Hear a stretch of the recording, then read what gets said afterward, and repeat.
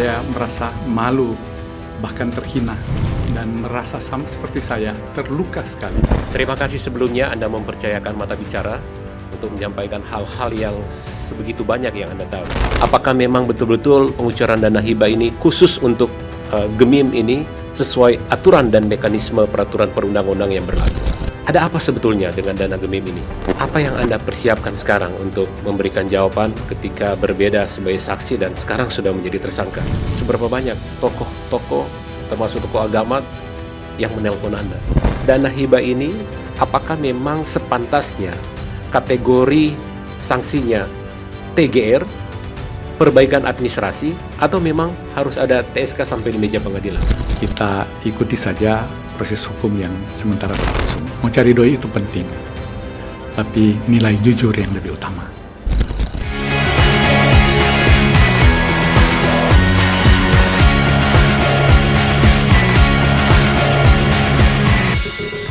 Ya, sebelumnya kami di Mata Bicara telah mewawancarai satu orang pelsus yang bernama Penatua Joyce Worotichan tentang skandal hibah Gemim. Di dalam penayangan yang sudah sekian puluh ribu penonton, tiba-tiba kami ditelepon oleh salah satu tersangka, Pak Gemi Kawatu. Beliau ditetapkan jadi tersangka dari 5 nama lainnya. Nah, sekarang dia hadir di studio. Apa kabar Pak Gemi? Sementara sekarang bilang sehat juga, tapi sakit. Iya, memang kelihatan dari raut wajah Anda, mohon maaf, memang kelihatan agak lemes sedikit ya. Tapi Anda ingin menggunakan ruang YouTube Mata Bicara ini untuk menyampaikan ke publik. Benar. Kenapa? Karena saya tertarik ketika melihat apa yang diungkap di Mata Bicara. Ibu Joyce bicara tentang kasus hibah Gemim. Saya melihat salah satu sarana untuk menyampaikan kepada publik tentang keberadaan yang sebenar-benarnya menurut versi kami tentang hibah Gemim itu perlu lewat Mata Bicara untuk disampaikan dan dikomunikasi kepada orang banyak. Terima kasih sebelumnya Anda mempercayakan Mata Bicara untuk menyampaikan hal-hal yang sebegitu banyak yang Anda tahu. Dari catatan yang Anda sebagai asisten 3 tahun 2019 sampai 2022. Benar. Kemudian Sekprov selama 7 bulan pada tahun 2022 yang terkait dengan dana hibah ini. Tetapi pada tanggal 3 April lalu, ketika Anda mengetahui Anda menjadi salah satu tersangka, apa reaksi Anda? Yang pertama, shock pasti, sangat manusiawi. Yang kedua, saya merasa malu, bahkan terhina. Dan yang ketiga pasti, saya mengumpul keluarga dan berdoa kepada Tuhan. Apa yang terjadi ini di luar kuasa saya, dan saya mau nyatakan bahwa proses hukum yang sedang berlangsung, saya ingin ikuti juga secara baik dan benar. Kalau bisa tahu, reaksi istri dan keluarga lainnya seperti apa?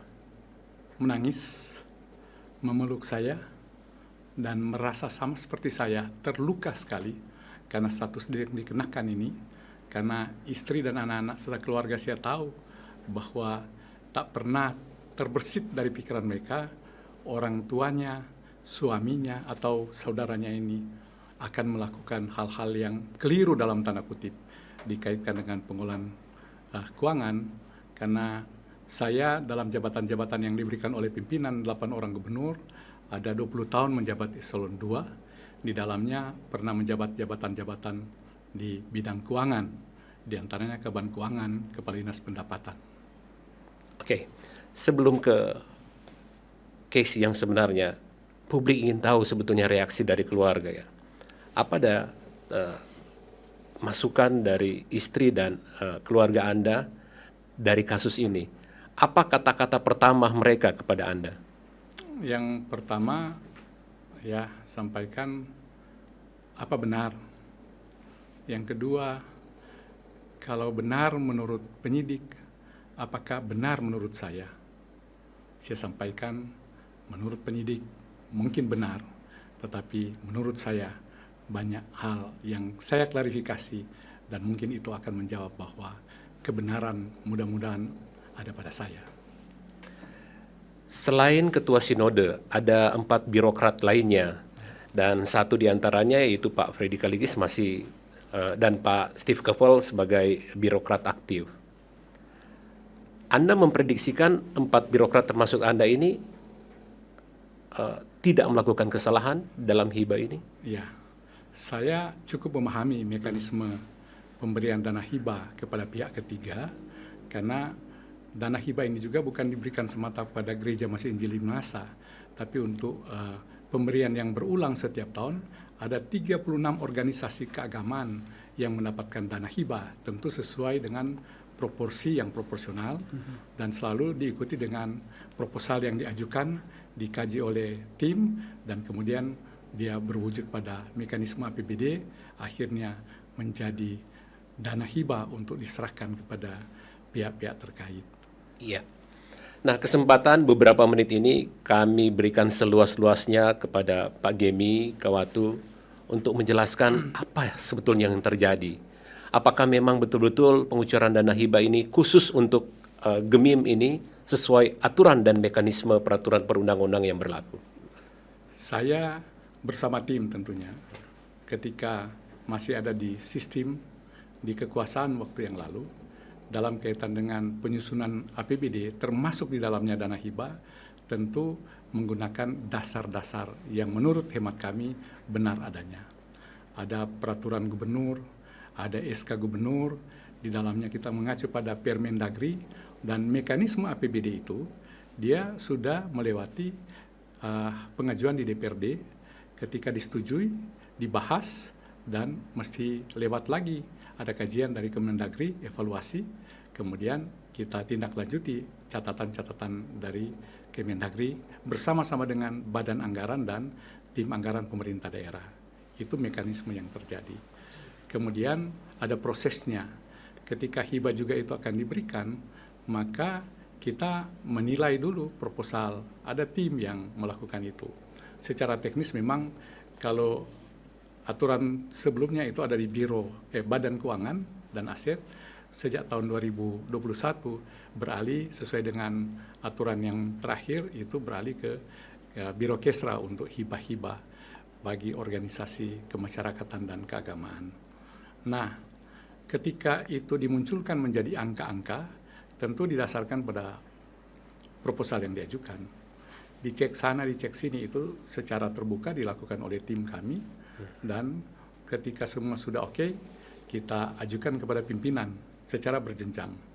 Mulai dari yang namanya kuasa pengguna anggaran yang ada di Biro dan di Badan Keuangan serta Aset Daerah, ke asisten tentunya, kemudian lagi ke hukum dari sisi hukumnya, kemudian lewat Sekprov, setelah juga ada melewati Kaban Keuangan, dan akhirnya ketika semua dianggap sudah oke, dia akan diajukan ke gubernur lewat wakil gubernur. Menyangkut hasil akhir dari mekanisme penyusunan dana hibah ini tentu ketika SK gubernur sudah ditandatangani oleh Pak Gubernur. Itu yang kita lihat hierarki proses penyusunan dari dana hibah itu sendiri dalam mekanisme APBD. Oke. Kalau tidak keliru, Anda dimintai keterangan oleh penyidik Polda selama 4 kali. Ya, betul. Betul. Betul. Nah, penjelasan Anda ini menurut Anda dan menurut penyidik itu sudah klop, artinya tidak ada kejanggalan, atau ketika Anda keluar dari ruang pemeriksaan ada tanda tanya besar bahwa ada titik-titik yang tidak bisa dijawab. Yang pertama, dia lihat dari mekanisme penyusunan alokasi anggaran untuk dana hibah. Saya bisa jelaskan, ada yang dipertentangkan antara Permen dengan Pergub, tetapi kita masih menggunakan sepanjang Pergub itu belum dicabut, dia masih berlaku hukum positif, dan itu yang kita jadikan pegangan. Itu untuk kasus dana hibah 2021 dipertanyakan. Penjelasan kami demikian karena Biro Hukum juga menyampaikan secara teknis seperti itu. Kan menjadi seorang asisten, seorang sekprov, bukan segala-galanya dia tahu, termasuk menyangkut mekanisme, termasuk di dalamnya juga aturan-aturan yang mendukung itu sangat teknis. Tentu ada teman-teman yang memahami teknis yang memberikan support kepada pimpinan. Kemudian kita bisa menjawab prosesnya. Kemudian ketika ditanya dana hibah itu ada yang dinamakan dengan Naskah Perjanjian Hibah Daerah NPHD. Di NPHD itu hampir semua NPHD itu sama untuk semua organisasi kemasyarakatan dan keagamaan yang mendapatkan alokasi anggaran. Dia ada klausul-klausul yang menyatakan hak dan kewajiban dari baik yang memberi maupun yang menerima. Kewajiban dari penerima, kalau saya tidak salah di pasal 3, butir 9, dia harus mempertanggungjawabkan seluruh proses penggunaan dana itu secara bertahap dan kalau boleh juga bisa diperiksa oleh Inspektorat, BPKP, dan BPK. Terakhir, jika terjadi masalah hukum seperti ini, maka yang bertanggung jawab sepenuhnya adalah pihak kedua yang menerima alokasi anggaran itu. Itu sudah sesuai dengan NPHD yang dari tahun ke tahun disusun oleh pemerintah provinsi dan dasar-dasar ada aturan tentu yang mendukung. Saya kalimatkan lagi, mudah-mudahan saya tidak salah paham, bahwa ketika Pemprov mengucurkan dana hibah sekian miliar kepada Gemim, itu sudah bukan tanggung jawab lagi Pemprov, tapi berada kepada pihak kedua. Dalam hal ini pengguna. Mestinya seperti itu. Itu ada regulasi yang menyebutkan? Kita bikin fakta integritas. Kan? Oh ya, fakta integritas. Dan pihak kedua sudah menyatakan mereka bertanggung jawab. Sekaligus jika ada masalah hukum, mereka yang hadapi. Kalaupun laporan dari mereka itu kurang lengkap atau ada yang masih janggal, itu bukan lagi konsumsi pimpinan yang lebih tinggi. Itu sudah pada ranah dari yang namanya kuasa pengguna anggaran, KPA. Itu ada di Biro Kesra dan sebelumnya ada di Badan Keuangan dan Aset yang KPA-nya sepengetahuan saya biasanya ada pada bidang aset di Badan Keuangan. Secara legal, apakah pihak Gemim itu sudah memenuhi syarat untuk menerima hibah? Tentu waktu bikin NPHD dan dijadikan bagian dari APBD, dilihat dari berbagai aspek memenuhi syarat karena regulasi mendukung untuk itu. Proposal juga mereka ajukan, kemudian kajian dilakukan. Yang jadi persoalan sekarang kan masalah pertanggungjawaban. Pertanggungjawaban kan mesti mereka yang lakukan. Baik, Pak Gemi. Sebelum ke pertanggungjawaban, kami dengar kabar bahwa ada regulasi ya. Saya ingin tanya karena saya tidak paham di sini bahwa penerima hibah itu di luar struktural itu paling banyak 2 tahun, kemudian berhenti, kemudian disambung lagi tahun berikutnya.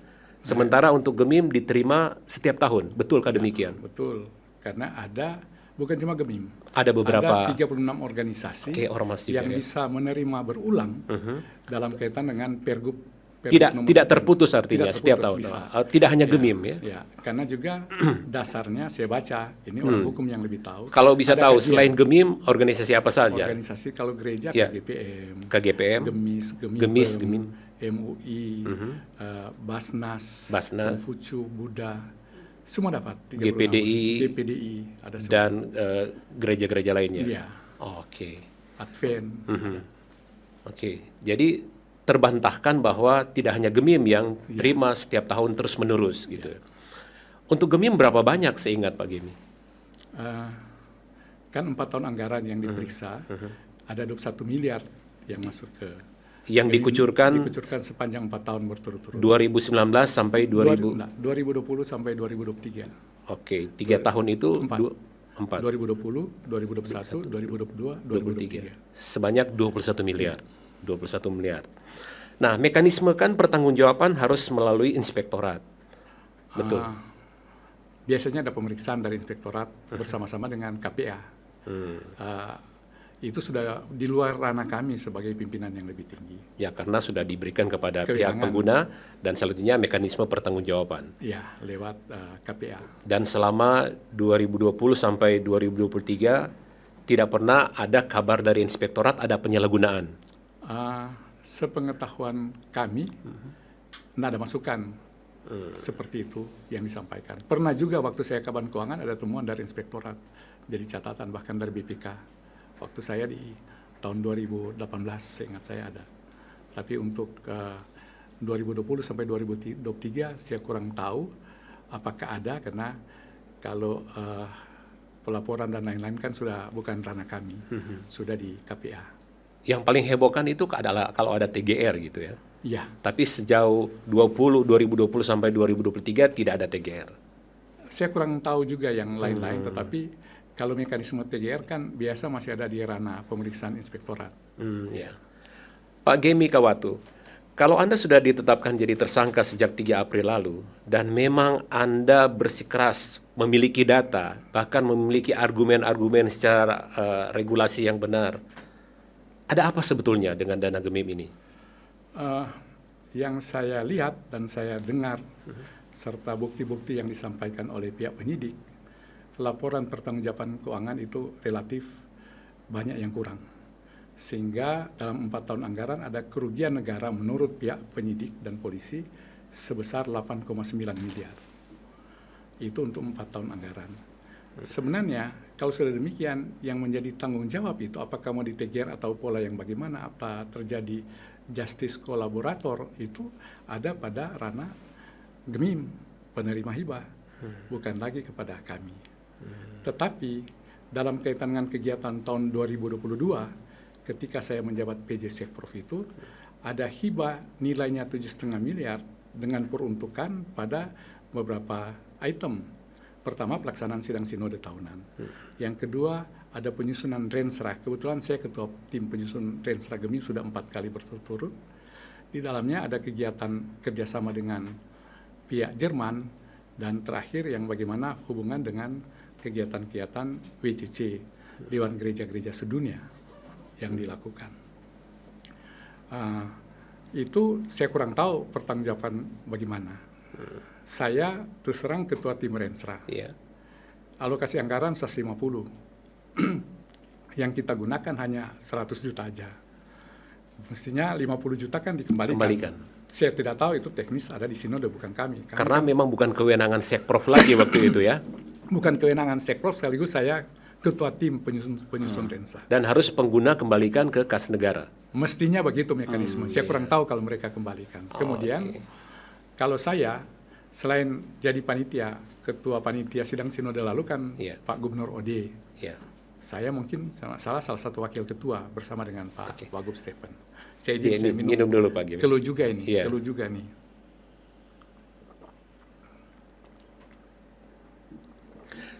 Sebelum lanjut saya ingin menyampaikan sekali lagi terima kasih Pak Gemi Kawatu yang sudah mempercayakan mata bicara dan datang di studio untuk menggunakan media ini menyampaikan hal-hal yang sebetulnya banyak publik tidak tahu, tetapi kesempatan ini akan disampaikan secara detail ya.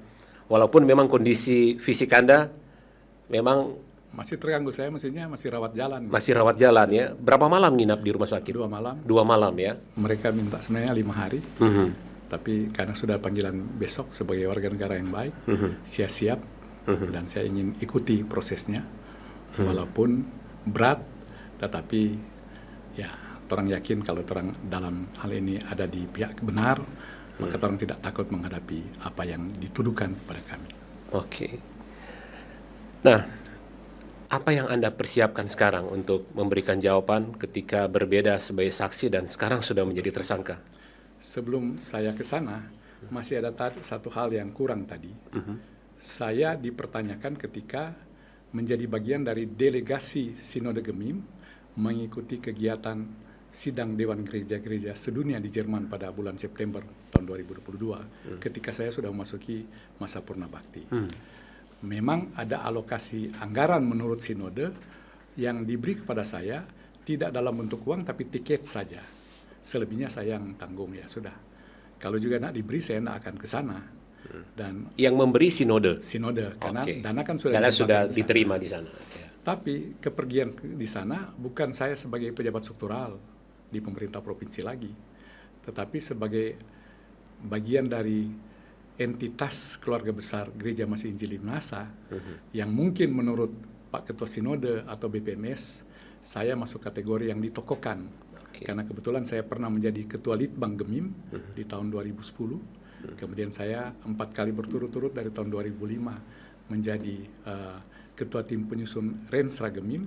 Sekaligus ya karena perkenan Tuhan saya memiliki jabatan Pelsus sekarang sebagai Ketua Priakom Bapa. Sudah 4 periode berturut-turut di jemaat saya di Wania Bukit Zaitun. Ya, artinya kegiatan yang Anda lakukan dengan menggunakan dana hibah itu bukan lagi sebagai pejabat di pemerintah provinsi ya, sudah purna tugas. Iya. Nah, kembali ke pertanyaan tadi, apa yang Anda persiapkan sekarang untuk memberikan argumentasi sebagai tersangka? Saya pertama ingin memulihkan kesehatan saya dulu supaya saya fit ketika akan menjawab dan menerima, ya, kalau sudah jadi status tersangka ketika dipanggil besar kemungkinan akan ditahan seperti teman-teman yang lain. Secara mental saya mesti siapkan, istri saya sampaikan demikian, anak-anak saya, bahkan keluarga besar saya di dalamnya adalah pendukung-pendukung saya karena saya kan masuk di dunia politik. Sekarang ini walaupun sudah minta kepada Pak YSK selaku Ketua DPD, saya Wakil Ketua DPD Partai Gerindra, saya juga Ketua DPC Partai Gerindra Kabupaten Minahasa Selatan. Saya sudah mintakan saya dinonaktifkan untuk jabatan-jabatan itu. Walaupun sebagai kader, saya tetap sebagai kader. Apapun yang ada di depan saya yang mesti saya hadapi. Kemudian saya juga di gereja, saya sudah menyatakan menonaktifkan diri dulu untuk pelayanan karena kasus ini kan berat, sekaligus saya khawatir kejadian seperti Pak Jeffrey dan Pak Freddy akan saya alami. Saya sudah konsultasi dan saya sudah mintakan itu tolong dilihat oleh ketua saya, bahkan teman-teman pria kombapa yang ada di jemaat saya, yang ada di wilayah pelayanan kami. Jadi dari pelayanan di gereja maupun dari struktur di partai langsung meminta dinonaktifkan dulu. Ya. Langkah berikut yang akan disiapkan untuk ke penyidik itu? Kita menambah lagi wawasan tentang materi yang kemungkinan akan ditanyakan kepada kami. Pastikan penyidik akan memperdalam apa yang ditanyakan nanti. Kita sudah mempersiapkan diri, kita juga sudah berkonsultasi dengan para pihak di dalamnya, pakar hukum, teman-teman lawyer, dan orang-orang yang memahami dunia kejaksaan, kehakiman, dan kepolisian. APH. Ya, APH juga. Pak Gemi, ini dimulai pemeriksaan kalau tidak keliru September apa Agustus 2024? Kalau saya lihat mestinya ketika kasus ini terangkat di bulan November.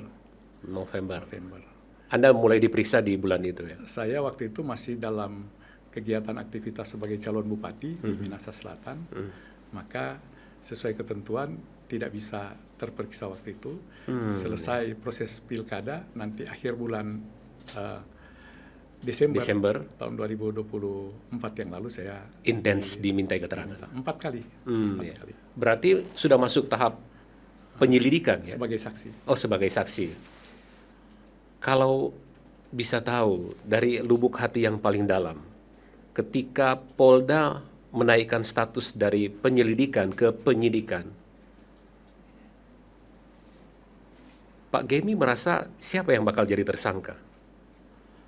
Pikiran saya. Betul, waktu itu ya? Waktu itu, dengan kesaksian-kesaksian yang kami sampaikan, dengan melihat dan membaca ketentuan dan aturan yang berlaku, maka ada pada pihak kedua, ada pada Sinode Gemim. Ketua Sinode Pak Hen Harina. Saya tidak bilang Ketua Sinode karena Gemim itu ada badannya, jadi kolektif kolegial kan, mestinya di sana. Dan tidak satu pun atau satu orang pun yang harus dari pemberi hibah. Iya, kalau di ketentuan. Kecuali kita yang ada dua, kita menyalahi kewenangan ketika memberikan hibah, atau ada mansrea di sana, ada niat. Dan kami tidak punya niat sama sekali untuk 1 rupiah pun kami ambil dari alokasi anggaran dana hibah ini yang ditujukan kepada Sinode Gemim atau gereja, denominasi gereja yang lain, termasuk kelompok agama yang lain. Saya ulangi lagi bahwa ketika naik dari penyelidikan ke penyidikan, Pak Gemi merasa pasti bahwa yang akan jadi tersangka justru pengguna dana hibah ini atau pihak kedua dan bukan Pemprov Sulawesi Utara. Apakah ini seirama dengan pembicaraan dengan Pak Steve Keppel, Pak Freddy Kaligis, dan Pak Jeffrey Korengkeng? Sama isi pembicaraan ini? Feeling mereka sama dengan Anda? Kita tidak pernah berkomunikasi. Oh ya. Saat pemeriksaan tidak pernah ngobrol dengan mereka ya? Saya kurang tahu siapa-siapa yang dipanggil. Selain saya dengar-dengar ada yang ini, tapi materi pembicaraan saya tidak tahu dan tidak pernah komunikasi. Tetapi sebagai orang yang sedikit paham tentang pengolahan keuangan, saya meyakini hal itu karena kita sudah dibingkai oleh aturan, maka pihak kedua lah yang bertanggung jawab sepenuhnya. Kalau ada cacat dalam kaitan dengan pelaporan dan lain-lain, bukan lagi ranah kami, ranah pada kuasa pengguna anggaran. Oke. Saya flashback kembali dari tahun 2020, 2021, dan 2023. Walaupun Pak Gemi tidak melihat secara langsung apa yang dibangun dan uang sebesar 21 miliar itu digunakan untuk apa secara detail, Anda melihat secara umum memang ada kekeliruan nggak ya? Ada tanda-tanda penyimpangan? Saya tidak bisa menyimpulkan. Tetapi yang saya menyatakan bahwa di tahun 2020 sampai dengan tahun 2022, bangsa Indonesia masih dalam suasana pandemi COVID. Sehingga banyak keterbatasan. Ada kewajiban dari pemerintah melihat keberadaan dari kelompok agama dan kelompok masyarakat. Karena Cicero bilang kan, keselamatan rakyat adalah hukum yang paling utama pada waktu itu. Kalian banyak juga mungkin pendeta-pendeta emeritus yang dapat gaji dia bisa meninggal lebih cepat. Apakah itu dipikirkan oleh pihak penyidik? Belum sempat ditanyakan. Karena psikologi juga mereka mungkin belum terlalu berempati dengan keberadaan dari situasi yang terjadi waktu itu. Tetapi kan pertanggungjawaban dilakukan secara reguler setiap akhir tahun. Dan ketika itu masuk ke inspektorat, kemudian ada pemeriksaan BPK, dan nanti ketika muncul tahun anggaran yang baru mengacu kepada pertanggungjawaban tahun sebelumnya sehingga bisa dikucurkan dana hibah berikutnya. Mestinya seperti itu kalau kita lihat regulasi. Tapi saya tidak lagi masuk ke hal yang paling di bawah, itu kan teknis di KPA.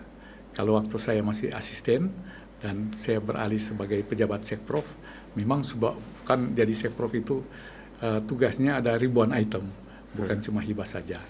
Jadi yang hal-hal yang sangat teknis, ada staf yang tentu membidangi itu yang lebih tahu secara detail tentang apa yang terjadi terhadap alokasi dan lain-lain, termasuk pertanggungjawaban.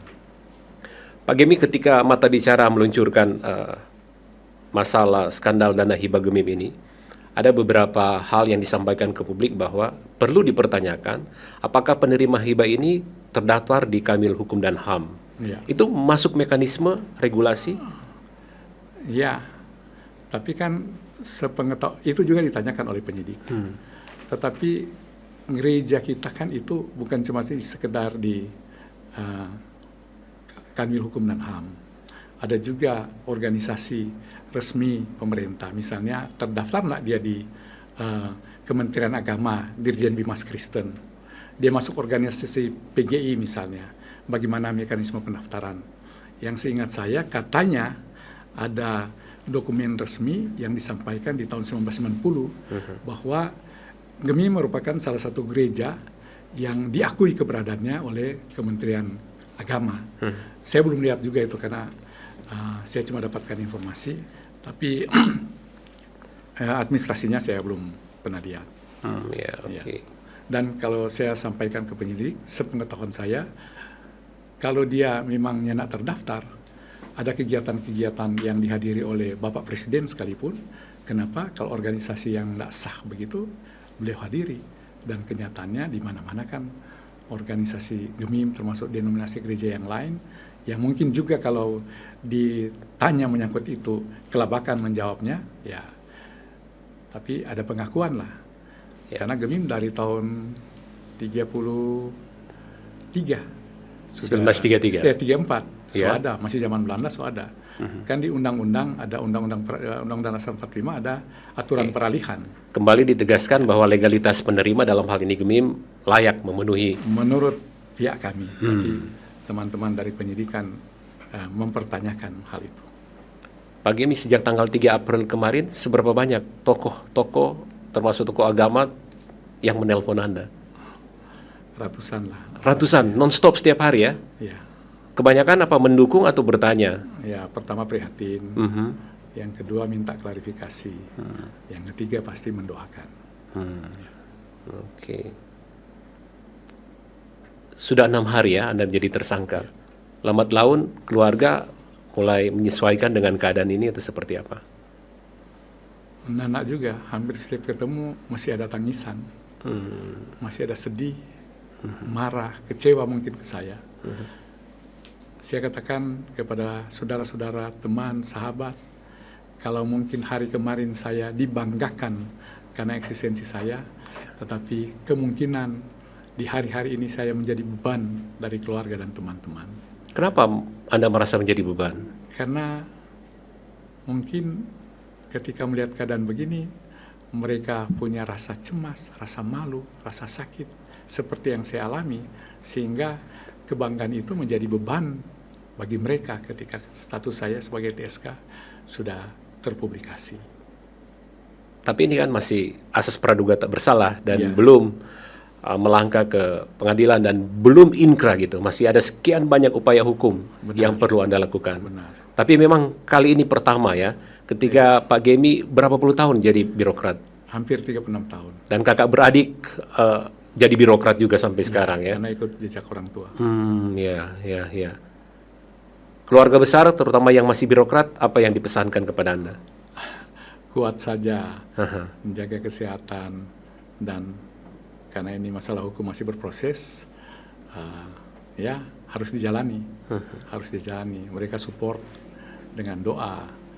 Bahkan ada yang saya bilang orang donasi dana forngana. Karena orang tahu orang sepensiun. Ini psikologi masa. Orang sepensiun, pensiunan seorang ASN saya pangkat 4E, 4E, 5, sekian juta aja. pangkat tertinggi ya. Iya. Pangkat tertinggi di birokrat, Iya. 5, sekian juta per bulan. per bulan. Oke. Bayar air telepon, listrik, bensin tidak cukup, apalagi obat. Kita kan juga di usia 60-an pasti sama ada konsumsi obat-obat yang diperlukan setiap hari.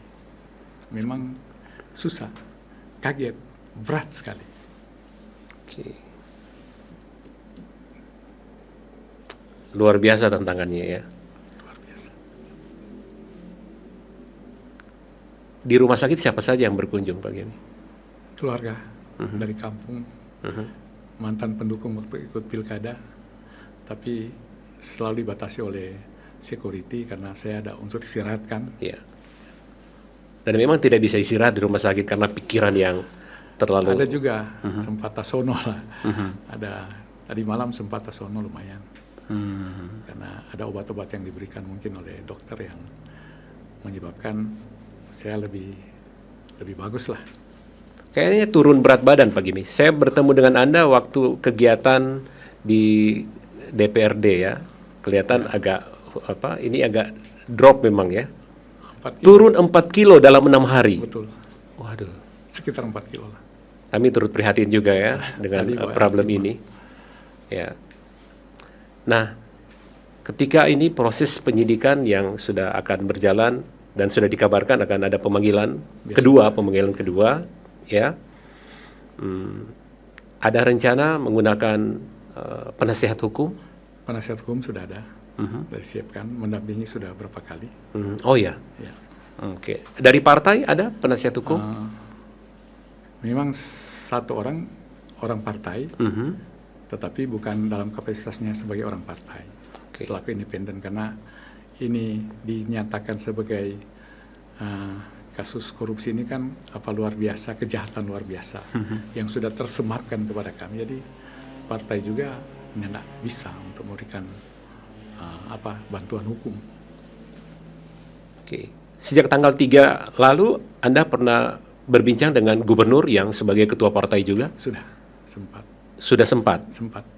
Apa yang gubernur sampaikan kepada Anda? Gubernur sebagai ketua partai ya? Ya, dia prihatin tentu. Dia kuatkan, dan ketika melihat fakta-fakta, mungkin ada keinginan lagi beliau untuk menyelamatkan, tapi fakta-fakta sudah jadi TSK ya, terima saja untuk menjalani proses hukum. Kalau kita benar, mudah-mudahan benar di mata hukum. Oke. Sekali lagi kami sangat prihatin dengan keadaan ini ya. Yang pasti bahwa publik mulai mendapatkan pesan bahwa sesuai regulasi pemberi hibah tidak bertanggung jawab lagi ketika itu sudah tiba di penggunanya. Dalam hal ini pihak kedua dan dalam realitanya itu Sinode Gemim. sebanyak 21 miliar rupiah. Nah, publik ingin bertanya-tanya lagi, dari sekian banyak gereja atau lembaga keagamaan dari berbagai agama, apakah GEMI memang mendapatkan angka yang terbesar? Benar, benar. Karena lihat proporsi kan, proporsional. Karena kita mesti ketahui ada gereja-gereja umatnya cuma 5.000, 10.000 mungkin.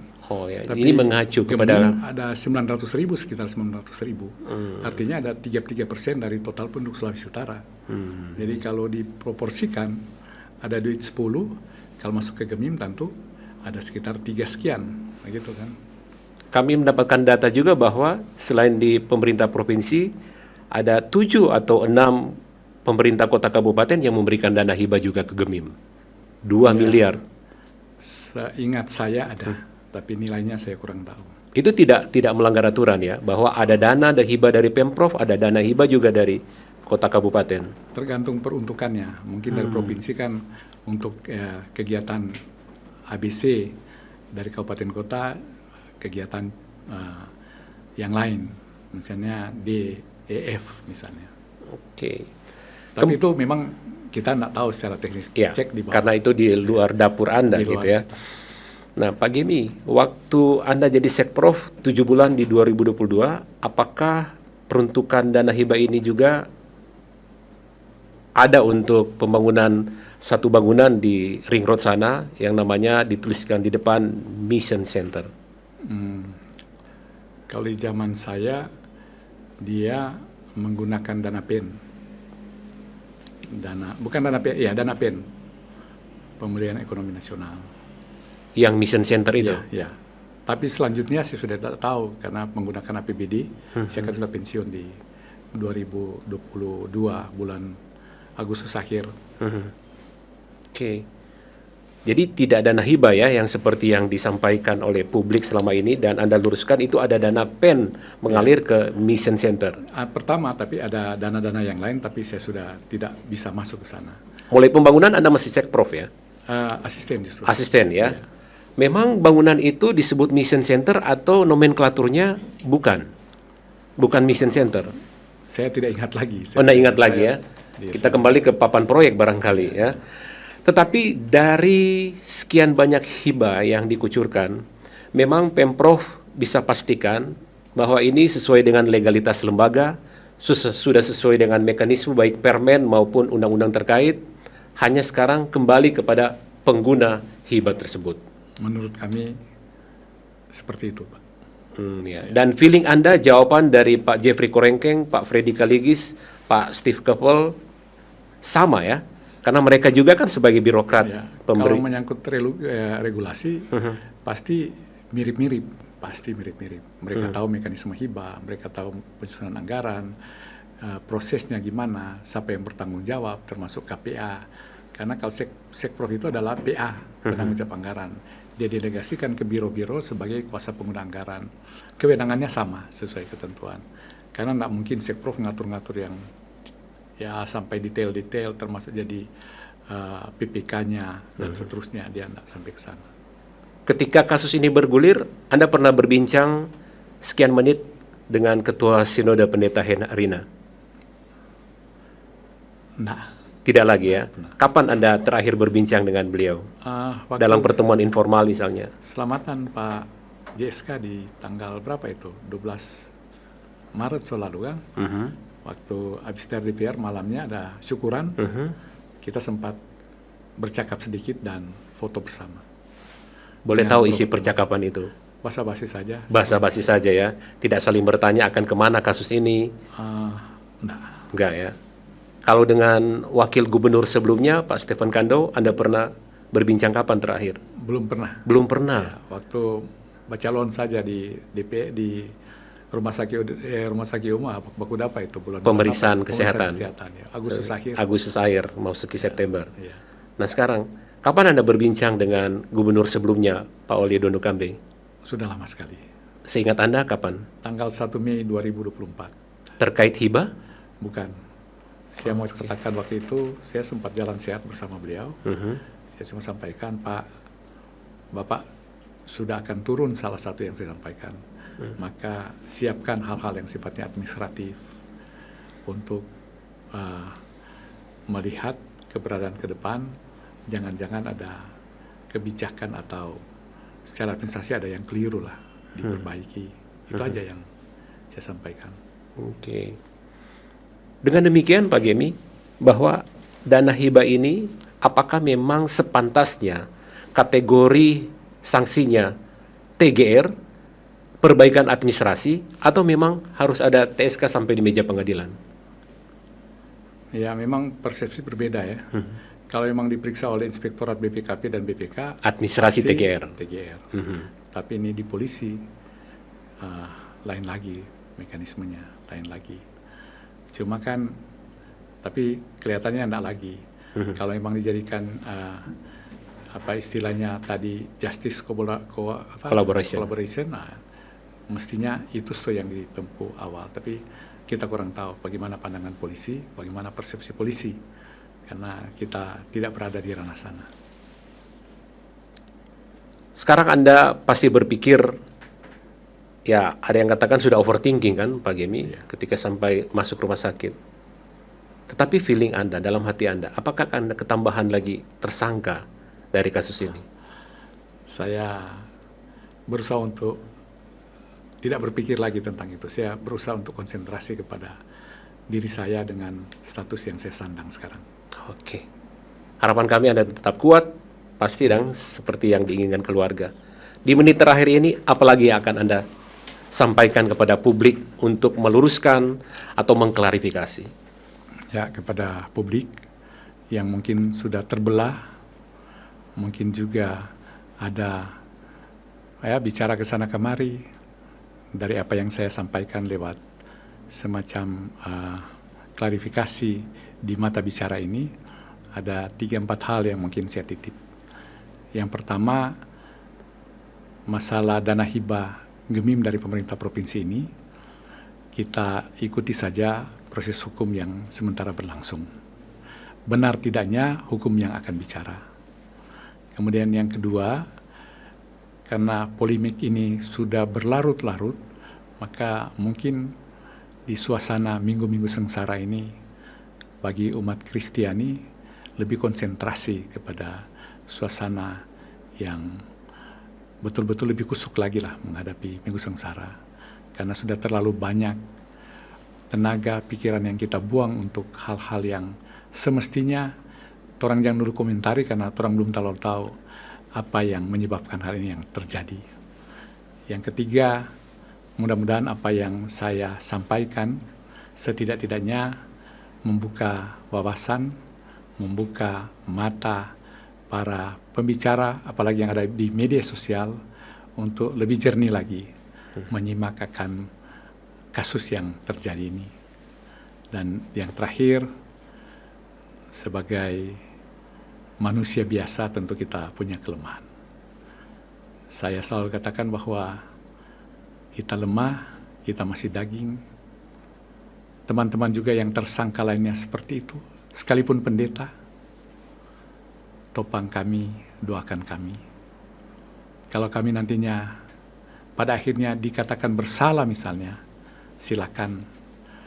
Kalau orang-orang tersebut merasa tangan mereka lebih bersih dari kami, lempar kami. Dan saya punya keyakinan dalam kebersamaan sebagai birokrat yang pernah mengabdi hampir 36 tahun. Sekalipun mungkin saya sudah banyak kali memberikan keteladanan bagi anak-anak buah saya, teman sekerja saya. Ketika terjadi hal seperti ini, maka pasti ada persepsi yang berbeda terhadap saya. Tetapi yakin, saya punya komitmen dari awal, seperti kata orang tua saya, bahwa mencari doi itu penting, tapi nilai jujur yang lebih utama. Itu yang saya ingat dan mudah-mudahan bagian terbesar saya sempat praktekkan. Kalau hal ini jadi seperti ini, ya manusiawi, mungkin ada kekeliruan atau persepsi yang berbeda dari orang-orang yang menyidik kami. Sekalipun kami nyatakan benar, mungkin mereka tetap menyatakan dari sisi dorang keliru. Kita akan buktikan di tahapan-tahapan selanjutnya dalam proses persidangan kalau itu lakukan.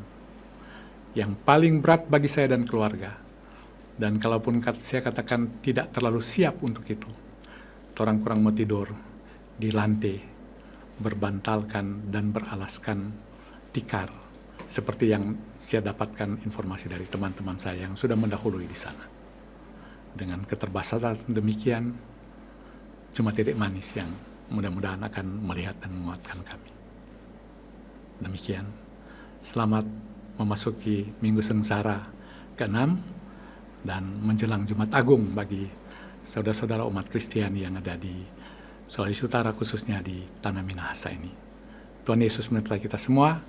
Sekaligus saya mengucapkan terima kasih kepada Mata Bicara, Bro Reidi dan sahabat saya dan saudara saya Amanda yang telah memberikan kesempatan bagi kami untuk menyampaikan beberapa hal mungkin sebagai klarifikasi bagi para penonton dan penikmat acara yang luar biasa ini. Mata Bicara.